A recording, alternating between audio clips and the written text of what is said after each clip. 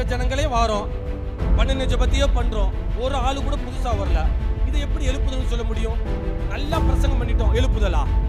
இல்ல 1 மணி நேரம் நல்ல ஜெபம் பண்ணிட்டோம், எழுப்புதலா? எழுப்புதல பல வகைகள் இருந்தாலும் எழுப்புதலுடைய மையம், அவர்கள் பிரபலமானவர்களாக இருக்க மாட்டார்கள், அவர்கள் பெயர் பிரஸ்தாபத்திற்காக ஓட மாட்டார்கள். கர்த்தருடைய வைராக்கியம் ஒன்றுதான் என்னுடைய வைராக்கியம், கர்த்தருடைய ஆசை ஒன்றுதான் என்னுடைய ஆசை. கர்த்தருக்காக தன்னுடைய உயிரையும் துச்சமாய் கொடுத்து சுவிசேஷ ஊழியத்துக்கு போகிறேன் என்று சொல்லக்கூடிய சேவாக்களை கர்த்தர் இந்திய தேசத்துல சீக்கிரம் எழுப்ப போகிறார்.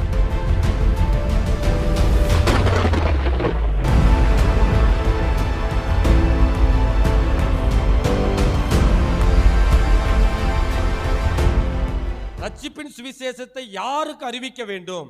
ரட்சிப்பின் சுவிசேஷம் நமக்கு தெரியும். ரட்சிப்பின் சுவிசேஷத்துல என்னென்ன பாயிண்ட் சொல்லணும் அதுவும் நமக்கு தெரியும். ஆனா யாருக்கு சொல்ல வேண்டும் என்று கேட்டால், சிறைப்பட்டு இருக்கிற ஜனங்களுக்கு விடுதலையை கொடுக்கணும். அப்படி என்று கேட்டால், ஒரு மனுஷன் 3 இடத்தில் அவன் பாதிக்கப்படுகிறான். ஆவி, ஆத்மா, சரீரத்துல 3 இடத்துல பாதிக்கப்பட்டாலும் அவனுக்கு எப்படிப்பட்ட ஒரு விடுதலையை கொடுக்கணும்? ஆவியில பாதிக்கப்பட்டால் ஒரு அசுத்த ஆவி அவனுடைய ஆவியை பிடிக்கி ஆவியை துரத்த வேண்டும். ஒரு மனுஷனுக்கு சரீரத்தில் இருந்து ஒரு சிறையிருப்பு வந்தால் வியாதியை எப்படி சுகப்படுத்த முடியும்? ஒருவனுடைய ஆத்மா பாதிக்கப்பட்டது, சிறைப்பிடிக்கப்பட்டு இருந்தால் ஆத்மாவிலிருந்து அவனுக்கு விடுதலை கொடுக்க வேண்டும். இந்த செய்தியெல்லாம் நமக்கு தெரியுது. நம்மளால இந்த விஷயத்தை செய்ய முடியுமா? நம்மளால ரட்சிப்பின் சுவிசேஷத்தை சொல்ல முடியும். சிறைப்பட்டு இருக்கிறவங்களை எப்படி விடுதலையாக்க முடியும்? அதற்குத்தான் கர்த்தர் ஒரு அதிகாரத்தை நமக்கு கொடுக்கிறார். மத்தேயு 10ஆம் அதிகாரத்தின் முதல் வசனம். அவர் தம்முடைய 12 சீஷர்களையும் தமிழத்தில் வரவழைத்து அசுத்த ஆவிகளை துரத்தவும் சகல வியாதிகளையும் சகல நோய்களையும் நீக்கவும் அவர்களுக்கு அதிகாரம் கொடுத்தார். இந்த அதிகாரத்தை கர்த்தர் யாருக்கு கொடுக்கிறார்? பிசாசுகளை துரத்துவதற்கு அதிகாரம், வியாதியஸ்தவர்களை சுகப்படுத்துவதற்கு அதிகாரம். இந்த அதிகாரத்தை கர்த்தர் தம்முடைய சீஷர்களை அழைத்து அவர்களுக்கு கொடுத்து, சிறைப்பட்டு இருக்கிற எல்லாருக்கும் விடுதலை கொடுங்க, ஆவியில சிறைப்பட்டு இருக்கிறவர்களுக்கு ஆவியில விடுதலை கொடுங்க, ஆத்மாவில சிறைப்பட்டு இருக்கிறவர்களுக்கு ஆத்மாவில விடுதலை கொடுங்க, சரீரத்தில் வியாதியோடு இருக்கிறவர்களை சுகப்படுத்துங்க என்று சொல்லி கர்த்தர் ஒரு அதிகாரத்தை கொடுக்கிறார். அதிகாரம் இல்லாமல் யாரும் சுவிசேஷத்தை அறிவிக்க முடியுமே ஒழிய கர்த்தருடைய விடுதலையை நிரூபிக்கப்பட முடியவே முடியாது. எல்லாருமே அறிவிக்க முடியும். இயேசு அற்புதம் செஞ்சார்னு, செய்வார்னு சொல்ல முடியுமா? ஒரு காலத்தில் இயேசு செஞ்சார்னு சொல்லுவோம். பைபிள் இருக்கக்கூடிய உதாரணத்தை கூட நம்ம சுவிசேஷமாய் சொல்லிடுவோம். சுவிசேஷம் சொல்லும் போது இயேசு செஞ்சார் என்று சொல்லக்கூடாது, இயேசு செய்வார், வா செய்து காட்டணும். அப்படி என்று கேட்டால் ஒரு சுவிசேஷகன் கர்த்தரிடத்தில் இருந்து அதிகாரம் பெற்றவனா இருக்க வேண்டும். கர்த்தர் 12 சீஷர்களை அழைத்து அதிகாரத்தை கொடுத்து பட்டணங்களுக்குள்ளே அனுப்பினார். ஒரு இடத்துல மிஸ் ஆகல. ஒரே ஒரு ஆவியை மட்டும்தான் இவங்களால துரத்த கூடாமல் போயிற்று. மற்ற எல்லா இடத்திலும் இவர்களுக்கே ஆச்சரியம். நாங்க கையை வச்சோனே பேய் பிசாசு எல்லாம் அலறி ஓடுது, அநேகர் விடுதலை அடைகிறார்களே. அப்பதான் கர்த்தர் சொன்னாரு, நீ கை வைத்து பிசாசு ஓடுவதனால நீ சந்தோஷப்படாத, நீ பிசாசை துரத்திட்டா என்பதனால சந்தோஷப்படாத. உனக்கு நான் அதிகாரம் கொடுத்திருக்கிறேன், அதனால உன்னுடைய பெயர் பரலோகத்தில் இருக்கு, அதனால நீ சந்தோஷப்படு என்று கர்த்தர் சொன்னார். அதனால இன்றைக்கு கர்த்தர் யாரெல்லாம் வாஞ்சையா கேட்கிறோமோ கர்த்தர் 2 அதிகாரத்தை நமக்கு கட்டளையிடுகிறார். ரட்சிப்பின் சுவிசேஷத்தை சொல்லக்கூடிய நாம் சிறைப்பட்ட நபர்களுக்கு போய் சொல்ல வேண்டும். சிறைப்பட்ட நபர்களுக்கு சுவிசேஷம் சொல்லிடுவோம். சிறைப்பட்டு இருக்கிறவர்களுக்கு விடுதலையை கொடுக்கணுமே. விடுதலை கொடுக்க வேண்டும் என்று கேட்டால் கர்த்தரிடத்திலிருந்து அதிகாரங்களை பெற்றுக்கொண்டு சிறைப்பட்ட எல்லா ஜனங்கள் மத்தியில் எல்லாருக்கும் ஒரு விடுதலையை கொடுக்க வேண்டும். எழுப்புதலினுடைய பெரிய மையமே சிறைப்பட்டு இருக்கிறவர்கள் விடுதலையை பார்க்க ஆரம்பிப்பார்கள். கிராமங்களிலே சிறைப்பட்டு இருக்கிறவர்கள் விடுதலை, அசுத்த ஆவியினாலே பிடிக்கப்பட்டு இருக்கிறவர்களுக்கு ஒரு விடுதலை, குடும்பத்தின் நிமித்தமாக இருதயத்தில் கெட்ட சுபாவங்களினால பாதிக்கப்பட்டு இருக்கிறவங்களுக்கு இருதயமாகிய ஆத்துமாவில் இருந்து ஒரு விடுதலை, அற்புத அடையாளங்கள். எப்படி அப்போஸ்தலருடைய நாட்களிலே வெளிப்படையான அற்புத அடையாளங்கள் நடந்ததோ, பேதுருவினுடைய நிழல் பட்டு வியாதியஸ்தர்கள் சுகம் அடைந்தார்களோ, இது எல்லாம் எழுப்புதல் வேகமாய் பரவுவதற்கு ஒரு வெளிப்படையான அற்புத அடையாளங்கள். அந்த மாதிரி ரட்சிப்பின் சுவிசேஷம் தீவிரமாய் அறிவிக்கப்படவும் வெளிப்படையான அற்புத அடையாளங்கள் நடக்க வேண்டும் என்று கேட்டால் இப்படிப்பட்ட அதிகாரம் பெற்ற நபர்கள் எழும்ப வேண்டும். இப்படிப்பட்ட அதிகாரம் பெற்ற நபர்கள் எழும்பி ரட்சிப்பின் சுவிசேஷத்தை அறிவிக்கும் போதுதான் ஜனங்களுடைய கண்கள் திறக்கப்படும், அவர்களுடைய சிறையிருப்பு மாற்றப்படும். அப்போஸ்தலருடைய எல்லா இடத்திலையும் பாருங்க, அவங்க இந்த ரட்சிப்பின் சுவிசேஷத்தை சொல்லாமல் அவர்கள் இப்படிப்பட்ட விடுதலையை கொடுத்திருக்கவே மாட்டாங்க. ஒரு இடத்துல பேதுரு அப்போஸ்தலர் சொல்லி ஜெபம் பண்ணுவாங்க, நாங்க வேத வசனத்தை தைரியமாய் பிரசங்கம் பண்ணுவதற்கு அற்புத அடையாளங்கள் வெளியரங்கமாய் நடக்கணும்யா, வெளியரங்கமா நடக்கணும். அவங்களே அந்த அதிகாரத்தை கேட்டு வாங்குவாங்க, ஜெபம் பண்ணுவாங்க. கர்த்தர் அந்த அதிகாரத்தை கொடுப்பாரு. அதிகாரத்தை பெற்றுக்கொண்டவர்கள் அதிகாரத்தை பயன்படுத்த ஆரம்பிப்பாங்க. அதிகாரத்தை பயன்படுத்தும் போது ஜனங்கள் கூட்டம் கூட்டமாய் ரட்சிக்கப்பட ஆரம்பிக்கிறாங்க. எப்போ கர்த்தருடைய அதிகாரத்தை ஒரு சுவிசேஷகன் பயன்படுத்துகிறானோ அதற்கு பின்னாடி ஜனங்க கூட்டம் கூட்டமாய் ரட்சிக்கப்படுவாங்க. முதல் அற்புதம் நடக்கு, கர்த்தருடைய பின்மாரி மலை ஊற்றப்படுகிறது. முதலாவது 3000 பேர் ரட்சிக்கப்படுறாங்க. அதற்கு பிறகு சீசர்கள் அதிகாரத்தை பயன்படுத்த ஆரம்பிக்கிறாங்க. பேதுரு போய் ஒரு சப்பானியை தூக்கி விடுகிறான், 5000 பேர் ரட்சிக்கப்படுறாங்க. அடுத்த அதிகாரத்தில் வரும்போது 7000 பேர் ரட்சிக்கப்படுறாங்க. அடுத்து 7வது அதிகாரத்தில் வரும்போது பிலிப்பினுடைய அற்புத அடையாளங்களை பார்த்து அந்த சமாரியா பட்டணத்துமே சந்தோஷம். அநேக ஜனங்கள் விசுவாசித்து ஞான ஸ்நானம் எடுத்துக்கொண்டார்கள். ரட்சிப்பின் சுவிசேஷம் அறிவிக்கப்படும் போதுதான் அந்த ஆத்துமா ரட்சிக்கப்படும். ஒரு அற்புத அடையாளம் ஏன்னு கேட்டா அந்த ஆத்துமா மனம் திரும்பணும்.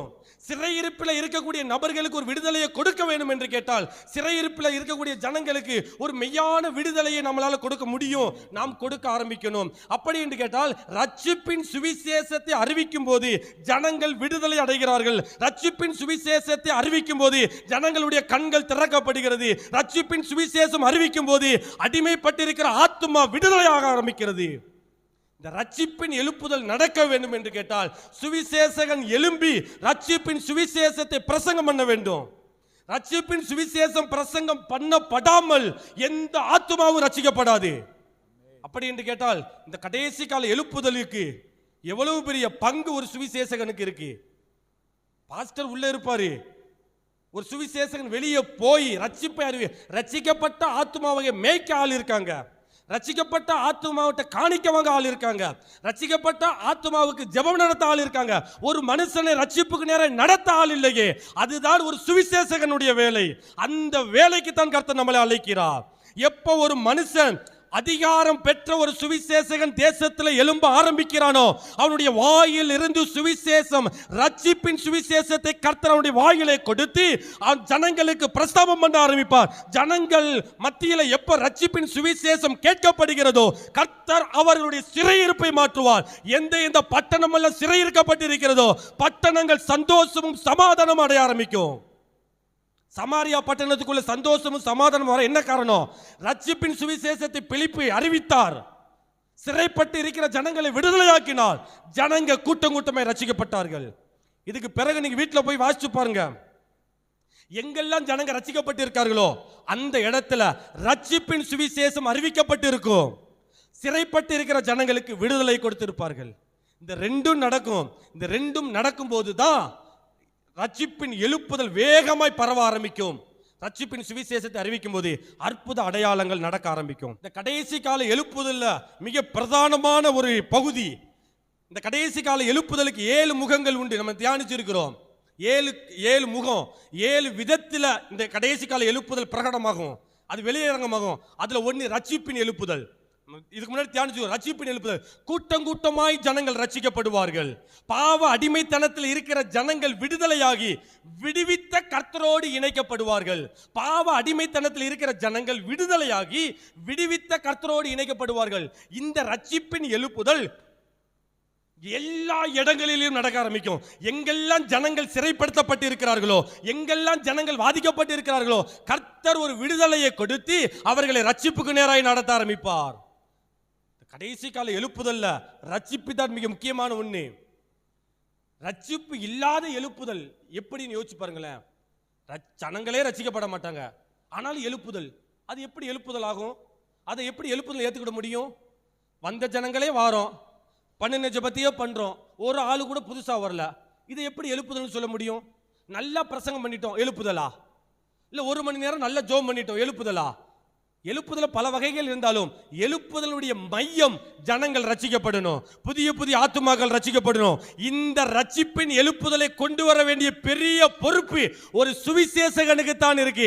அந்த சுவிசேஷகன் தான் ரட்சிப்பின் சுவிசேஷத்தை சொல்லி சிறையிருக்கிற இருக்கக்கூடிய ஜனங்களுக்கு விடுதலையை கொடுப்பான். விடுதலை அடைந்த உடனே ஜனங்கள் கூட்டம் கூட்டமாய் ரட்சிக்கப்படுவார்கள். சீக்கிரத்திலே இந்திய தேசத்தில் கர்த்தர் ஒரு சுவிசேஷ எழுப்புதலின் கூட்டத்தை கர்த்தர் எழுப்புவார். இவர்கள் ரட்சிப்பின் சுவிசேஷத்தை அறிவிக்கும் போது இந்திய தேசத்துல எங்கெல்லாம் ஜனங்கள் சிறைப்பட்டு இருக்கிறார்களோ, எந்தெந்த மாநிலம் எல்லாம் சிறைப்படுத்தப்பட்டு இருக்கிறதோ, எந்த இனமெல்லாம் சிறைப்படுத்தப்பட்டு இருக்கிறார்களோ, சிலர் இனத்தின் நிமித்தம் சிறைப்படுத்தப்பட்டு இருப்பாங்க, சிலர் மதத்தின் நிமித்தம் சிறைப்பட்டு இருப்பாங்க. இந்த ரட்சிப்பின் சுவிசேஷத்தை அறிவிக்கிற இந்த சுவிசேஷகனுடைய கைகளிலே கர்த்தர் அதிகாரத்தை கொடுப்பார். அதிகாரத்தை பயன்படுத்தக்கூடிய சுவிசேஷகன் தன்னுடைய முழு அதிகாரத்தை பயன்படுத்தும் போது எப்படிப்பட்ட பிசாசினாலையும் எப்படிப்பட்ட லேகியோன்கள் பிடித்திருந்தாலும், அவர்கள் மனிதனை பிடித்திருந்தாலும், குடும்பத்தை பிடித்திருந்தாலும், பட்டணத்தை பிடித்திருந்தாலும், மாநிலத்தை பிடித்திருந்தாலும், ஒரு சுவிசேஷகன் போய் ரட்சிப்பின் சுவிசேஷத்தை அறிவிக்கும் போது அது சமாரியா பட்டணமாக இருந்தாலும் முழு பட்டணமே மனம் திரும்புமே ஒழிய அதற்கு நிகராய் சுவிசேஷகன் தோத்து போயிருந்தேன் போக மாட்டான். சுவிசேஷகன் நின்னா பட்டணமே மறுரூபமாகும். அப்படிப்பட்ட எழுப்புதலின் அக்கினியை கர்த்தர் ஒரு சுவிசேஷகனுடைய கையிலே கொடுக்கிறார். இந்த கடைசி கால எழுப்புதல் எவ்வளவு முக்கியம் பாருங்க. ரட்சிப்பின் எழுப்புதல் எவ்வளவு முக்கியம். இந்த ரட்சிப்பின் எழுப்புதல் பரிபூரணமாய் நடக்க வேண்டும் என்று கேட்டால் சுவிசேஷகனுடைய கால்கள் எல்லா கிராமங்களுக்குள்ளேயும் போகணும். சுவிசேஷகன் தன்னுடைய வாயை திறந்து ரட்சிப்பின் சுவிசேஷத்தை அறிவிக்கணும். சுவிசேஷகனுக்கு கொடுத்த அதிகாரத்தை அவன் பயன்படுத்தணும். ஆதி அப்போஸ்தலருடைய நாட்களில் நடந்த அதே சம்பவத்தை 70 மடங்கு சீக்கிரத்தில் இந்திய தேசத்தில் நம்மளுடைய கண்கள் பார்க்கத்தான் போகிறது. ஒரு சுவிசேஷ கூட்டத்தை கர்த்தர் எழுப்பத்தான் போகிறார். அநேக இனங்கள் அடிமைப்பட்டு கிடக்கிறாங்க, சிறையிருப்பு. மணிப்பூர் மாகாணத்தில் போய் பார்த்தா தெரியும். மணிப்பூர்ல நீ கீழ் ஜாதி நீ மேல் ஜாதி, அநேகருடைய இருதயம் சிறைப்பட்டு கிடக்கிறது. அப்படிப்பட்ட ஜென்ம சுபாவத்தினால ஜாதி வெறியினால சிறைப்பட்டு இருக்கிற இந்திய ஜனங்களுக்குள்ள ரட்சிப்பை கர்த்தர் கட்டளையிடுவார். அவர்களுடைய ஆத்துமாவிலே கர்த்தர் ஒரு சிறையிருப்பை கொடுப்பார். அதுதான் ரட்சிப்பு. அவருடைய ஆத்துமா சிறைப்பட்டு கிடக்கிறது. சீக்கிரத்தில் கர்த்தர் ஒரு சுவிசேஷ சேனையை இந்திய தேசத்தில் எளிமையான மக்கள் மத்தியிலிருந்து கர்த்தர் எழுப்ப போகிறார். அவர்கள் பிரபலமானவர்களாக இருக்க மாட்டார்கள். அவர்கள் பெயர் பிரஸ்தாபத்திற்காக ஓட மாட்டார்கள். கர்த்தருடைய வைராக்கியம் ஒன்றுதான் என்னுடைய வைராக்கியம். கர்த்தருடைய ஆசை ஒன்றுதான் என்னுடைய ஆசை. கர்த்தருக்காக தன்னுடைய உயிரையும் துச்சமாய் கொடுத்து சுவிசேஷ ஊழியத்துக்கு போகிறேன் என்று சொல்லக்கூடிய ஸ்தேவான்களை கர்த்தர் இந்திய தேசத்தில் சீக்கிரம் எழுப்ப போகிறார். அந்த ஸ்தேவானுக்கு தான் கர்த்தர் விசுவாசத்தினாலும் வல்லமையினாலும் நிரப்புவார். அவன் போய் ரட்சிப்பின் சுவிசேஷத்தை சொல்லுவான். அற்புத அடையாளங்கள் நடக்க ஆரம்பிக்கும். இந்திய தேசத்தில் இந்த ரட்சிப்பின் எழுப்புதல் நடக்க வேண்டுமேயானால் இந்த ரட்சிப்பின் சுவிசேஷத்தை அறிவிக்கக்கூடிய சுவிசேஷகன் எழும்ப வேண்டும். இது ஒரு மனிதனுடைய ஆசை கிடையாது. இது ஒரு ஊழியக்காரனுடைய ஆசை கிடையாது. சுவிசேஷ சேனை எழும்ப வேண்டும். சுவிசேஷ எழுப்புதல் நடக்க வேண்டும் என்பது பரலோகத்தின் தேவனால் முன்குறிக்கப்பட்ட ஒரு முன்னறிவிக்கப்பட்ட ஒரு தீர்மானம். எந்த மனுஷனாலும் இதை தடுக்க முடியாது. எந்த அதிகாரத்தாலும் இதை தடுக்க முடியாது. எந்த ஆன்மீகத்தாலும் இதை தடுக்க முடியாது. இந்த எழுப்புதல் நடந்தே தீரும். ஒரு மனுஷனும் குறுக்க நிற்க முடியாது. அது ஏரோதா இருந்தாலும் முடியாது. அது பிலாத்தா இருந்தாலும் முடியாது. நேபுகாத்து நேச்சாரா இருந்தாலும் முடியாது. காரணம், இந்த கடைசி கால ரட்சிப்பின் எழுப்புதலை அனுப்புவது பரலோகத்தின் தேவனானவர். அவரே இறங்கி வந்து ஒரு மனிதனுக்கு விடுதலையை கொடுப்பார். அவரே இறங்கி வந்து அந்த மனிதனை ரட்சிப்புக்கு நேராக நடத்துவார். சீக்கிரத்துல இந்திய தேசத்துல கூட்டம் கூட்டமாய் ஜனங்கள் ஞான ஸ்நானம் எடுக்கத்தான் போகிறார்கள். ரட்சிக்கப்பட்ட ஜனங்க 1-2 கிடையாது. கூட்டம் கூட்டமாய் 5000 பேர், 10,000 பேர், 15,000 பேர் சொல்லி வெளிநாட்டில் நடக்கிற அதே சம்பவத்தை விட 7 மடங்கு பலம் பெருத்த அதே நிகழ்வு நம்முடைய இந்திய தேசத்துல சீக்கிரத்தில் தமிழ்நாட்டில் துவங்கத்தான் போகிறது. ஒரு ரட்சிப்பின் எழுப்புதல், கூட்டம் கூட்டமாய் ஜனங்க ரட்சிக்கப்படணும். அந்த ரட்சிப்பின் எழுப்புதல் நடக்கணுமா? சுவிசேஷகன் வாயை திறக்கணும். சுவிசேஷனுடைய கால்கள் கிராமங்களுக்குள்ளே போகணும். சுவிசேஷனுடைய கைகள் அதிகாரத்தை பயன்படுத்தணும். அதிகாரத்தை பயன்படுத்தும் போது மட்டும்தான் இந்த ரட்சிப்பின் எழுப்புதல் நடக்கும். இன்னும் ஒரு சிலர் இருக்கிறாங்க. இந்த பட்டணத்தில் எத்தனை தாலுகா, இந்த தாலுகாவில் எத்தனை கிராமம், 25 வருஷமா லிஸ்ட் எடுத்துக்கிட்டே இருப்பாங்க. லிஸ்ட் எடுத்து ஒரு நாள் கூட உள்ள போகவே மாட்டாங்க. எத்தனை பேர் எனக்கு தெரியும். வருஷம் நான் இன்னும் ஜோம் பண்ணிக்கிட்டு இருக்கிறேன். எனக்கு இத்தனை கிராமங்கள் என் கர்த்தர் தரிசனத்தில் கொடுத்திருக்கிறார். நான் இந்த தாலுகாவை எனக்கு கர்த்தர் கொடுத்திருக்கிறார் உள்ள களத்தில் இறங்கணுமே. இனி காலம் செல்லாதுன்னு வசனம் சொல்லுகிறது. கர்த்தருடைய வருகைக்கு பிறகு சுவிசேஷம் அறிவிக்க போகிறோம். சுவிசேஷம் அறிவிப்பதற்கு இதுவே காலம், இதுவே ரட்சணிய நாள். சுவிசேஷத்தை அறிவிக்கும் போது காதுள்ளவன் கேட்க கடவன் சொல்லும் போது எல்லாருடைய செவிகளையும் திறக்கப்படும், எல்லாருடைய இருதயமும் திறக்கப்படும். எல்லாரும் கூட்டம் கூட்டமாய் கர்த்தரே மெய்யான தெய்வம் என்பதை கர்த்தரோடு இணைக்கப்படுவார்கள். அந்த ரட்சிப்பின் எழுப்புதல் நடக்க வேண்டும் என்று கேட்டால் ரட்சிப்பின் சுவிசேஷத்தை அறிவிக்கிற சுவிசேஷகன் அதிகாரம் பெற்று எழும்ப வேண்டும். பின்னாடி இன்னும் பல ரகசியங்கள் நம்ம ஆதி அப்போஸ்தலர்களே பார்த்துக்கிட்டு இருக்கிறோம். அவர்களால கூட செய்யக்கூடாத, செய்ய முடியாத, கிரகிக்க கூடாத பலத்ததும் பயங்கரமான எழுப்புதலை கர்த்தர் கடைசி காலத்திற்கென்று நியமித்து வைத்திருக்கிறார். அதை உங்க கையிலையும் என் கையிலையும் கொடுத்திருக்கிறார். அதுதாங்க முக்கியம். எவ்வளவு பெரிய ரட்சிப்பின் திட்டத்தை கர்த்தர் நம்மள நம்பி பேசிக்கிட்டு இருக்கிறார். எவ்வளவு பெரிய பிரம்மாண்டமான தரிசனத்தை நம்மள நம்பி பேசிக்கிட்டு இருக்கிறாரு. ஏன் தெரியுமா? ஸ்தேவான் தனக்காக எதையும் செய்ய மாட்டான். தன்னுடைய உயிரே போனாலும் துச்சமா எண்ணக்கூடிய நபர். அப்படிப்பட்ட நபர்கள் இவர்கள்தான் என்று சொல்லி கர்த்தர் அவங்களுக்கு அந்த அதிகாரத்தை கொடுக்கிறார். ஸ்தேவானுக்கு தான் அந்த அதிகாரம். அந்த அதிகாரத்தை பெற்றும் போதுதான் அவன் பலத்த காரியங்களை செய்யலாம். அந்த கூட்டத்தில் ஒரு ஆள் தான் பிலிப்பு. அவன் சமாரியா பட்டணத்தை ஒரு கட்டத்தில் தனி மனிதனாய் தூக்கிக்கிட்டு இருந்தாங்க ரட்சிப்பு. அதுக்கு பிறகு கூட்டமாக ரசிக்கப்பட்டாங்க. கொஞ்ச நாள் பார்த்தோன்னே கிராமமாய் ரசிக்கப்பட்டாங்க, பட்டணமாய் ரசிக்கப்பட்டாங்க.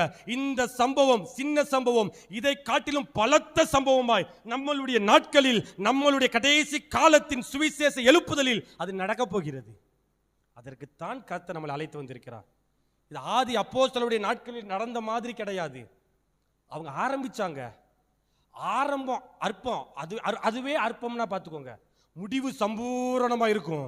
அப்பனா முடிவு காலத்தில் இருக்கக்கூடிய ஒரு சுவிசேஷகனுடைய வேலை அவர்கள் பெற்ற வரங்களை விட மேலான வரங்களை பெற்றிருக்க வேண்டும். அவர்கள்ட்ட இருந்த வல்லமைகளை விட மேலான வல்லமைகளை பெற்று அவர்களால் எதிர்க்க கூடாததை கூட கடைசி கால சுவிசேஷகன் எதிர்க்க வேண்டி இருக்கிறது.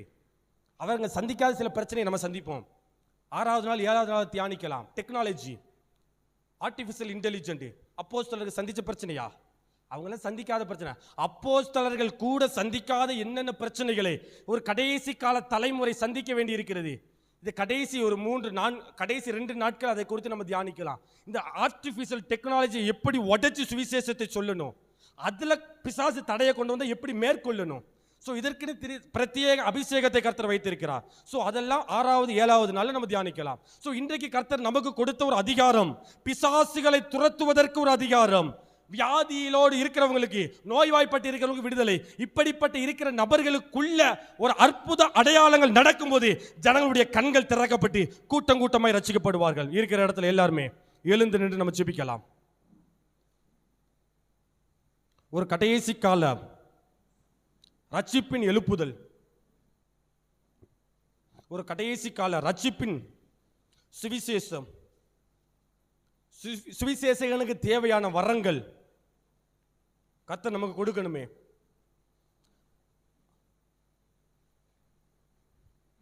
கர்த்தரே மெய்யான தெய்வம்னு சொல்லதுக்கு அறிவு இருந்தா போதும், செய்யதுக்கு வரம் வேணும். நான் சொல்லது புரிஞ்சிருக்கும்னு நினைக்கிறேன். கர்த்தரே மெய்யான தெய்வம்னு சொல்லதுக்கு அறிவு இருந்தா போதும், அதை செய்யணும்னா வரம் வேணும். எலியாவிட்ட இருந்தது. பாகால் தெய்வமானால் பாகாலை வணங்குங்க, கர்த்தரே தெய்வமானால் கர்த்தரை வணங்க சொன்னா அவன் சொன்னதோடு நிக்கல, நிரூபித்தான். சொல்லதுக்கு அறிவு போதும், செய்யதுக்கு வரமும் அபிஷேகமும் தேவை. சிறைப்பட்டு இருக்கிறவங்களுக்கு விடுதலையை கூறல் இல்லை, விடுதலை செய்யணும், விடுதலை பண்ணப்படணும். சிறைப்பட்டு இருக்கிறவங்களுக்கு விடுதலையை கொடுக்கணுமே. கர்த்தர் நமக்கு அந்த அதிகாரத்தை, பிசாசுகளை துரத்துவதற்கு அதிகாரத்தை கர்த்தர் கொடுத்தாரே. அதிகாரம் பெற்றவங்க தான் துரத்த முடியும். அதையும் சொல்லியிருந்தேன், அதிகாரம் பெற்றவர்கள் தான் துரத்த முடியும். அப்போஸ்தலர் 19வது அதிகாரத்தில் யூத வாலிபர்கள் ஒரு 7 பேர் மாயவித்தை செய்யக்கூடிய நபர்கள், அவங்களுக்கு கர்த்தர் இந்த அதிகாரத்தை கொடுக்கல. பிசாசுகளை துரத்தக்கூடிய அதிகாரத்தை அந்த 7 யூத வாலிபர்களுக்கு, மாயவித்தைக்காரருக்கு கர்த்தர் கொடுக்கல. ஆனா இவங்களும் போய் பிராக்டிஸ் பண்ணி பார்த்தாங்க. இயேசுவின் நாமத்தினாலே, பவுல் வணங்குற இயேசுவின் நாமத்தினாலே உன்னை துரத்துகிறோம் சொல்லி பார்த்தாங்க. நடந்ததா? அது நடக்கல. பின்னிட்டு புறமுதுகு காட்டி நிர்வாணமா ஓடி போயிட்டாங்க. ஏன்? அவங்க ஆசைப்பட்டாங்க, சொன்னாங்க. அதிகாரம் பெறாதவர்கள், அதிகாரம் பெற்றவர்கள் தான் பிசாசுகளை துரத்த முடியும். அதிகாரம் பெற்றவர்கள் ஜெபம் பண்ணினால் தான் வியாதி விடுதலையாகும். கர்த்தர் இதற்கு பின்னாடி குணமாக்கும் கூடிய வரங்களை வைத்திருக்கிறார். இங்க 1 கொரிந்தியர் 12வது அதிகாரத்தை போய் வாட்சி பாருங்க. அதுல அழகாக வார்த்தை சொல்லிருக்கோம். குணமாக்கப்படும் வரம் என்று போட்டிருக்காது, குணமாக்கக்கூடிய வரங்கள் என்று போட்டிருக்கும், பன்மையில போட்டிருக்கும். ஏன்? சுகம், குணம் என்பது, விடுதலை என்பது, சுகம் என்பது 3 இடத்துல நடக்கும், ஒரு இடத்துல நடக்கிறது கிடையாது. ஆவி, ஆத்துமா, சரீரத்தில் 3 இடத்துல நடக்க வேண்டியது. அதனால தான் கர்த்தர் அந்த வரத்தை குணமாக்கும் வரங்கள் என்று சொல்லியிருப்பாரு. மீது எல்லாமே வரம் வரம் வரம்னு முடியும். இந்த ஒன்று மட்டும்தான் குணமாக்கக்கூடிய வரங்கள்னு முடியும். ஏன்னு கேட்டா, ஒரு மனுஷன் 3 இடத்துல அவன் பாதிக்கப்படுவான், கர்த்தருக்கு தெரியும். அப்படிப்பட்ட சிறையில் இருக்கக்கூடிய ஜனங்களுக்கு விடுதலை பண்ணவும், விடுதலை பண்ணப்படவும் கர்த்தர் நம்மளுடைய கைகளிலே அதிகாரத்தை இன்றைக்கு கொடுக்க விரும்புகிறார். அதிகாரம் பெற்றவர்களாம் தேசத்தில் இனிமே சுவிசேஷ ஊழியத்தை கர்த்தரே மெய்யான தெய்வம்னு சொல்லவும், அதை நிரூபித்து காட்டவும் முடியும். பாடலுடைய ஒரே வரியை பாடும்போது, அபிஷேகம் என்மேலே, ஆவியானவர் எனக்குள்ளே, சிறையில் உள்ளோர் அநேகர் விடுதலை பண்ணணுமே. அந்த பாடலுடைய 2 பல்லவியை பாடும்போது எல்லாருமே கர்த்தரோடு இணைந்து கொள்ளலாம், எல்லாருமே கர்த்தரோடு இணைந்து கொள்ளலாம். இது ஒரு மனுஷனை பார்க்க வேண்டிய நேரம் கிடையாது, இது பிரசங்கத்தை கேட்க வேண்டிய நேரம் கிடையாது. இது கர்த்தர் உங்களை சந்திக்க வேண்டிய நேரம், கர்த்தர் உங்களுக்கு அபிஷேகத்தை கொடுக்க வேண்டிய நேரம். அதிகாரத்தை பெற்றவர்கள் தான் கர்த்தரை மெய்யான தெய்வம்னு நிரூபித்து காட்ட முடியும். அதிகாரம் இல்லாதவர்கள் நிரூபித்து காட்ட முடியாது.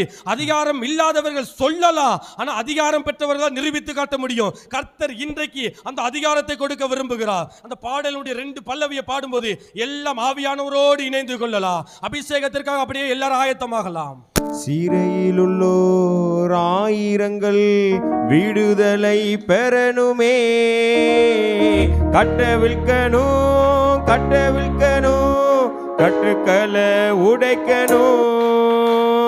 அபிஷேகம் என் மேலே, ஆவியானவர் எனக்குள்ளே. அபிஷேகம் என் மேலே, ஆவியானவர் எனக்குள்ளே. அபிஷேகம் இணைந்து கொள்ளலாம், கர்த்தரோடு இணைந்து கொள்ளலாம். ஆவியானவர் அதிகாரத்தை கொடுக்க வேண்டிய நேரம். விடுதலை பண்ணணுமா, குணமாக்கக்கூடிய வரங்கள், பிசாசுகளை துரத்துவதற்கு அதிகாரம். சிறையில் உள்ளோர் ஆயிரங்கள் விடுதலை பெறணுமே,